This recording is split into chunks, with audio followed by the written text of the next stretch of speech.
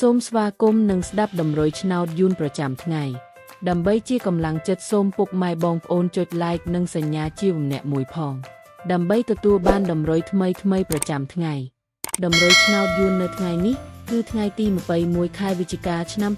2025ដើម្បីកុំឲ្យខាតពេលយូរសូមស្ដាប់ដំរុយឆ្នោតពី admin មានលេខ88549935សម្រាប់ប៉ុស្តិ៍ ABCD សម្រាប់លេខ OSAD មាន2គ្រាប់គឺ អូសខ្ទង់70និង30សម្រាប់3លេខគឺ admin មាន2គ្រាប់ផងដែរគឺមានលេខ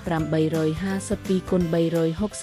369គុណបើសិនជាពុកម៉ែបងប្អូនស្រឡាញ់និងពេញចិត្តលេខទាំងនេះពុកម៉ែបងប្អូនអាចយកលេខទាំងនេះទៅផ្សងសំណាងបានជាចុងក្រោយសូមជូនពរពុកម៉ែបងប្អូនដែលយកលេខខាង admin ទៅផ្សងសំណាងហេងយើងទាំងអស់គ្នាជូនពរពុកម៉ែបងប្អូនជួបតែសំណាងនិងសុខភាពល្អសូមជម្រាបលាជួបគ្នានៅថ្ងៃស្អែកបន្តទៀត